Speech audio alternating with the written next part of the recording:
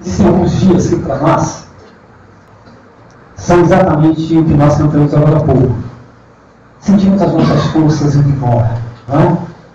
A gente percebe que a gente não dá conta, que a gente é humano, a gente não consegue ser perfeito. No momento que a gente mais quer acertar, a gente erra. Na verdade, às vezes, no momento que a gente quer dar um passo adiante e a gente não tem força, não consegue, não é? Falta-nos a força às vezes. Esta semana, queridos, 153 pessoas, pelo menos o último número que eu tinha pego, morreram em Paris. 3 brasileiros ficaram feridos. Um terremoto de magnitude 7, com alerta de tsunami no Japão aconteceu. 18 mortos. Aconteceram 18 mortes como resultado de um ataque suicida em Bagdá. Outros 44 morreram por um ataque de terroristas em Beirute. Houve um terremoto de magnitude 3,9 no México. Tivemos mais de 9 mortos em Mariana, em Minas Gerais. Tivemos a morte do Rio Doce. E muitas cidades foram atingidas, algumas delas estão sem água. Uma delas com 260 mil habitantes está completamente sem água potável. Isto só nesta semana. Sem contar outras muitas coisas que aconteceram ao redor do mundo. E não estamos aqui neste momento citando as coisas que aconteceram talvez na sua vida no decorrer dessa semana. Na vida de familiares seus ou de pessoas que você conhece também durante esta semana. Então nós observamos muito barulho ao nosso redor, muito conflito, muitas vidas sendo ceifadas, e às vezes, como disse no início, as nossas palavras são as palavras deste canto. Deus, eu sinto as minhas forças verdadeiramente indo embora. O que fazemos nesses momentos? Como seguir adiante? Se não pelas mãos de Deus.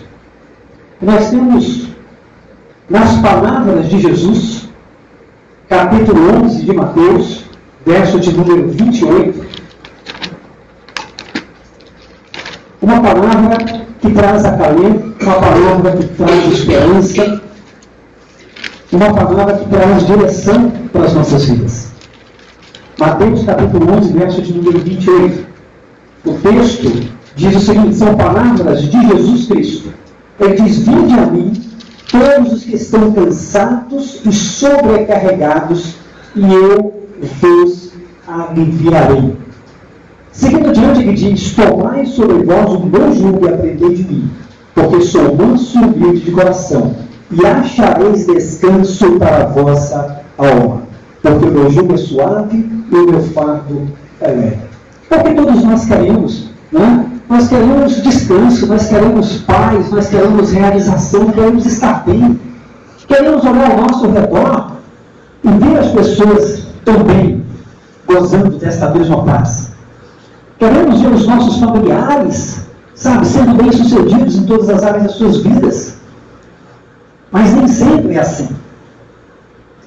Se não ligarmos a televisão, veremos a tragédia acontecer às vezes na nossa rua. Se não ligarmos a televisão, às vezes ouviremos um grito de socorro dentro, às vezes, da nossa própria casa. É um problema de saúde, é um problema de relacionamento, é um desemprego, injustiças que nós sofremos, porque o mundo busca fazer a sua própria justiça pelas suas mãos. Existem leis, mas os homens são falhos, as pessoas se corrompem, e a injustiça sobre as nossas vidas acaba acontecendo.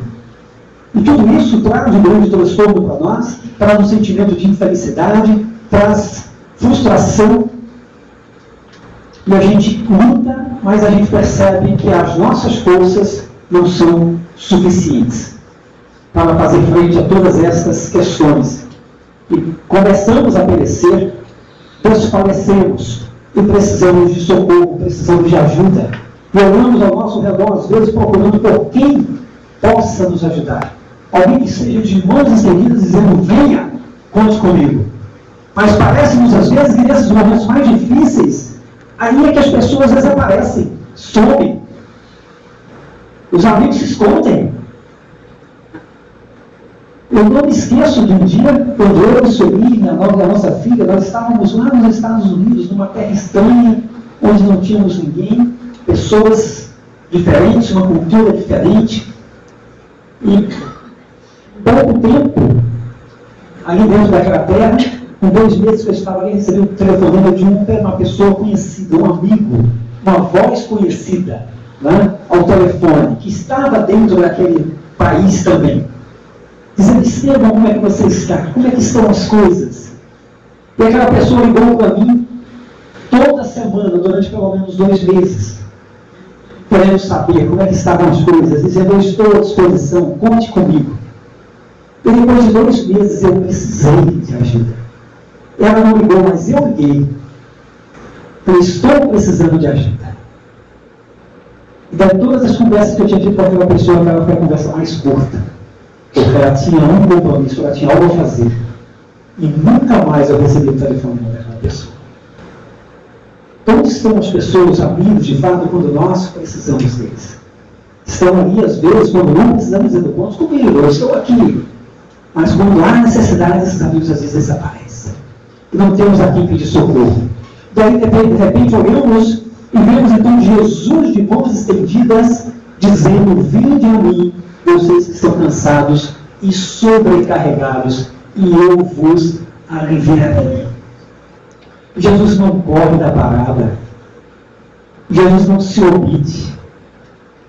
Jesus não deixa de atender o seu telefonema quando você quer fazer contato com ele. Nunca está ocupado. Nunca está fora de área. Ele nunca está em reunião. Para mim e para você. Ele nunca está dormindo. Ele nunca deixa o celular dele no silencioso. Quantas vezes a gente já ligou para alguém e não conseguiu falar, não é verdade? Quando a gente leva o nosso pensamento a ele, imediatamente ele está ali. Dizendo, eis aqui, o que eu posso fazer por você? Eis aqui, venha que eu te recebo. Venha que eu te acolho. Venha que eu aliviarei essa carga que está sobre você. E ele diz, aprendei de mim que sou manso e humilde de coração, e achareis descanso para a vossa alma. Queridos, muitas vezes, nós nos distanciamos de Deus quando as coisas parecem que vão bem. Né? E quando as coisas pioram, a gente corre para ele. Ainda bem que nós temos um Deus amoroso, que é misericordioso, e que derrama a sua graça sobre as nossas vidas todos os dias. Porque quando as coisas estão bem, nós estamos distantes dele, Deus se entristece. Mas quando as coisas pioram, a gente se volta para ele, ele não faz como nós fazemos às vezes. Do quê? Você estava bem lá precisando de mim, agora você está precisando, corre para mim, esquece. Eu e você talvez já tenhamos feito isso com alguém, né? Alguém que nem sabe da gente, se a pessoa precisa da gente, vem atrás da gente. Vou atender não. Quando estava bem, não queria saber de mim. Agora que precisa, corre atrás. Deus não faz isso. Ainda bem que Deus não é você, não sou eu. Deus não age como eu e você agimos. Deus é um Deus de amor. Que mesmo entristecido pela nossa distância, quando a gente corre para Ele, Ele está de braços abertos para nos receber sempre. Agora, o desejo dele é que nós permaneçamos sempre na sua presença. Tá? É importante estarmos sempre no meio do seu povo, louvando, adorando, ouvindo a sua voz orientadora. Quando nós cantamos ali também, às vezes, nós pensamos que somos fortes, somos não. Aí é que somos fracos. Porque quando a gente pensa que é forte, a gente quer andar sozinho, a gente quer andar independente. Né? É que nem os nossos filhos. Começam a crescer, né? E vão chegando numa idade que acham que sabem de todas as coisas. Nós já fomos assim também, né? Quando éramos da idade deles. Não é verdade? Eu me vi dizendo em casa, o pai falava uma coisa para mim, eu falava assim, eu sei. O pai falava qualquer outra coisa, eu sei. A senhora, se negar a resposta, eu sei. Às vezes, quando ele chegava assim, olha, eu sei que você sabe, mas... Aí dizia, né? A gente acha que sabe, a gente acha que é o expert, né? A gente acha que já tem toda a maturidade, a gente acha que consegue. Com 21 anos de idade, formado em administração de empresas, já contei isso para vocês, eu resolvi ir embora para São Paulo. Meu pai sentou comigo e falou, filho, pensa, avalia. Eu falei, pai, eu sei o que eu estou fazendo, né? Sem nada. Cheguei em São Paulo 3 meses depois, estava procurando emprego, porque o que eu fui fazer lá não deu certo. 3 meses depois, aí me lembrei do meu pai conversando comigo lá em Brasília, né? Se eu tivesse ouvido meu pai, mas eu achava que sabia. Formado, achava que era o administrador, né? Eu posso não. Aí é que a gente é fraco, porque a gente quer depender da gente mesmo, as nossas forças são limitadas. Mas quando a gente está literalmente nas mãos de Deus, quando a gente entende que a gente depende dele, aí sim nós somos fortes. Por que somos fortes? Porque já não é mais na minha força e na sua força, é na força de Deus. É nele, é por ele. Né? Como enfrentar catástrofes como essas que eu citei aqui agora? Como enfrentá-las, se não em Deus? As pessoas que não têm Deus, as pessoas que não acreditam em Jesus, se desesperam. Algumas delas tiram as suas vidas por conta do desespero. Mas aquelas que têm Deus, aquelas que correm para Jesus, encontram em Jesus a esperança e o descanso, que apesar de toda a catástrofe, de toda a dor, de todo o sofrimento, conseguem dar os passos seguindo adiante, porque Jesus está segurando na mão de cada uma delas. E é isso que ele faz comigo e com você. É isso que ele se prontifica a fazer comigo e com você. Nós estamos vivendo dias difíceis no nosso país, com uma inflação que vai crescendo, o desemprego que vai aumentando, e ninguém sabe como vai ser 2016. E de repente a gente vê aquela poupançazinha que a gente tinha ido embora, já não existe mais, as contas já começam a ficar atrasadas. O que eu faço diante dessas situações? Surge uma doença, surge uma situação mais grave, e essas coisas vão nos angustiando, porque nós começamos a nos deparar exatamente com os nossos limites. Começamos a nos deparar com a nossa incapacidade de proporcionar a solução para todas as coisas. Mas a angústia pode ir embora, se nós nos colocarmos nas mãos de Jesus, se nós aceitarmos o convite de Jesus para irmos até Ele. Nós temos um verso na Bíblia que nos orienta a estarmos na presença de Deus, a buscarmos Deus através da oração. 1 Tessalonicenses, capítulo 5, verso de número 17. O texto diz o seguinte: orai sem cessar. Orai sem cessar. Queridos, Deus está aqui nesse lugar. Você acredita que Deus está aqui nesse lugar? Amém. Nós temos várias pessoas da nossa igreja que não estão aqui, concordam comigo? Vocês sabem disso, né? Quem faz parte da igreja ao redor sabem que vários não estão aqui. Deus está com cada uma dessas pessoas, onde quer que elas estejam agora? Sim. Está. Quando eu for para casa, Deus vai estar comigo em casa? Vai. Se eu pegar o ônibus para o trabalho, vai estar comigo no ônibus? Vai. Deus vai estar sempre comigo. Jesus vai estar sempre comigo. Ele prometeu isso. Eu estarei com vocês todos os dias. Foi a promessa de Jesus antes dele, depois da ressurreição, subir aos céus. Eis que eu estarei convosco todos os dias, foi a promessa dele. Então, quando eu paro e direciono o meu pensamento para Deus, eu já estou sintonizado com Ele, Deus já está me ouvindo. Ainda que nenhuma palavra tenha chegado à minha boca, Deus já está ouvindo e lendo a minha mente, os meus pensamentos.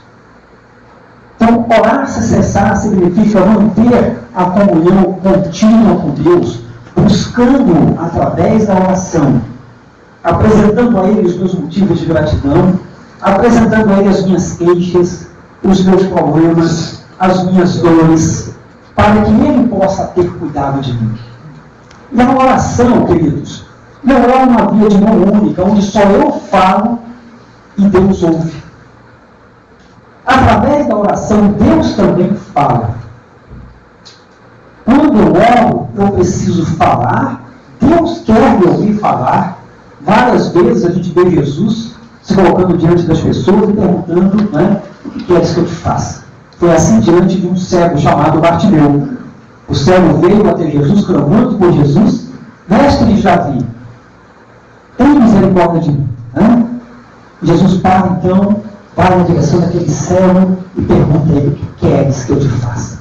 Jesus sabia, lógico, ele queria ser curado, ele queria ver, mas Deus tem o prazer de nos ouvir falar, como nós temos o prazer de ouvir a voz dos nossos filhos, vindo a nós, colocando diante de nós as necessidades que eles têm.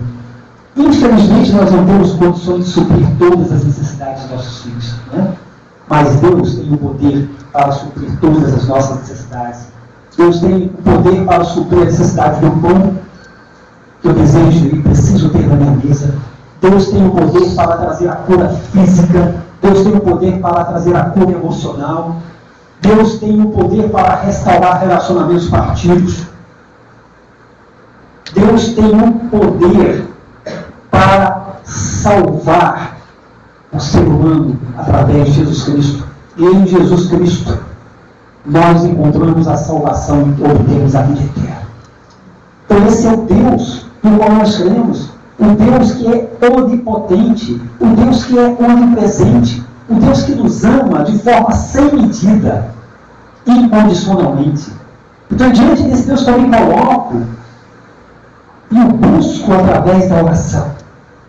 E através da oração Ele vai falar ao meu coração. Ele vai trazer consolo. Ele vai trazer a paz. Não foi uma, nem duas, nem três vezes em que eu busquei a Deus com um coração angustiado por conta de algum problema, por conta de alguma situação. E depois de minutos, de horas e horas ali na presença de Deus, eu pude perceber aquela angústia sair e a paz tomar conta do meu coração. Mas eu tive que buscá-lo incessantemente. Eu tive que me colocar na presença dele para que aquela angústia pudesse ceder ao poder de Deus e a paz de Cristo pudesse entrar e tomar conta do meu coração. Orai sem cessar. Queria que nós pudéssemos também ver um outro texto que fala sobre a oração. Está em Jeremias, capítulo 29, verso de número 7.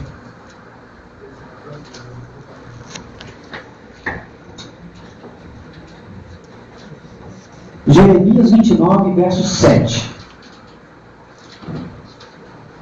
Jeremias 29, verso 7.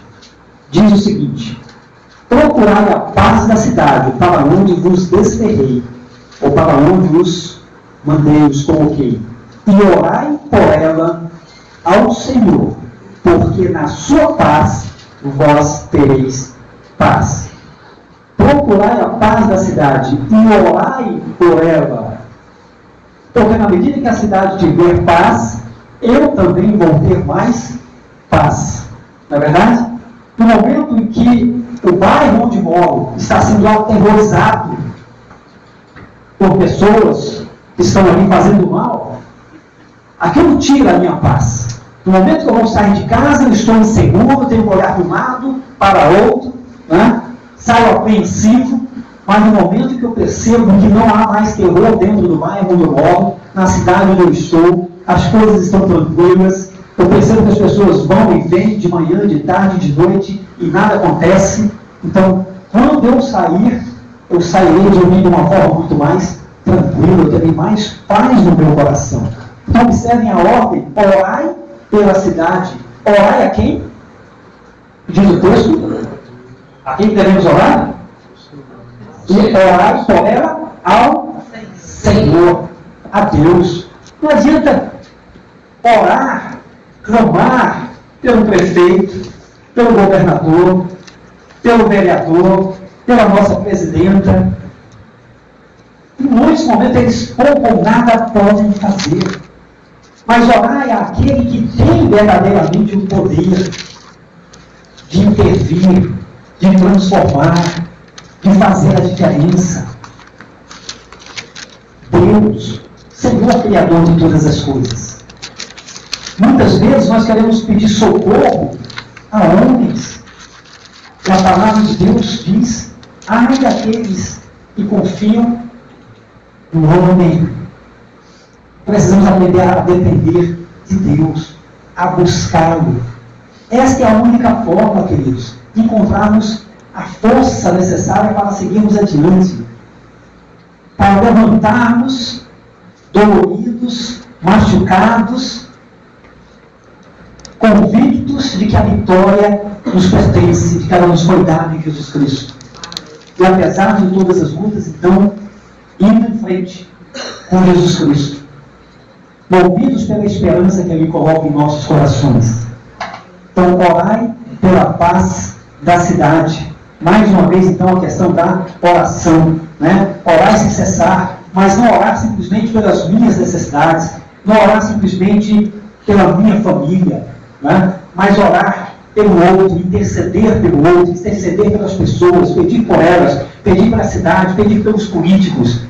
A Bíblia também nos orienta, devemos orar sim pela nossa liderança política. E eu queria, por fim, ler com vocês Gálatas capítulo 5, verso de número 5.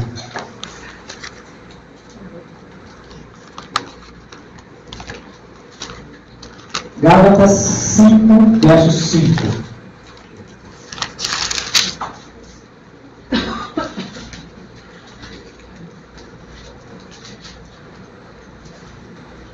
O texto diz o seguinte: porque nós, pelo Espírito, aguardamos a esperança da justiça que provém da fé. Porque nós, pelo Espírito, aguardamos a esperança da justiça que provém da fé. Tem outra versão que diz, porque nós, pelo Espírito que age em nós. Não sei se alguém tem essa versão aí. Aguardamos a esperança da justiça que provém da fé. Queridos, quando nós aceitamos Jesus Cristo entra em nossas vidas trazendo a salvação. E o Espírito Santo de Deus passa a viver em nós. Isso é o que afirma a palavra de Deus.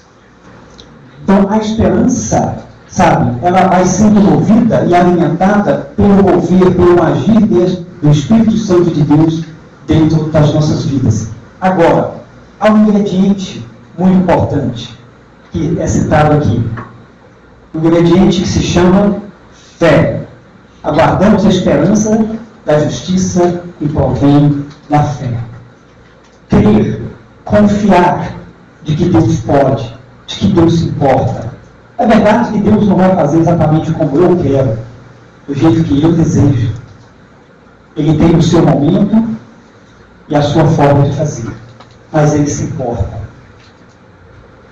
Se eu não visse Deus fazer nada por mim, como eu já citei aqui, só o fato de eu saber que Jesus foi enviado por Ele, o Filho dele foi enviado por Ele para morrer na cruz no meu lugar, não há prova maior do amor dele, não há prova maior de que Ele se importa comigo do que isso. Você já imaginou alguém, um amigo seu, dando a vida do filho dele para salvar a sua vida? Será que essa pessoa se importa com você fazendo isso? Deus fez isso. Ele deu o seu filho por mim e por você. Não há prova maior. Então Deus se importa sim.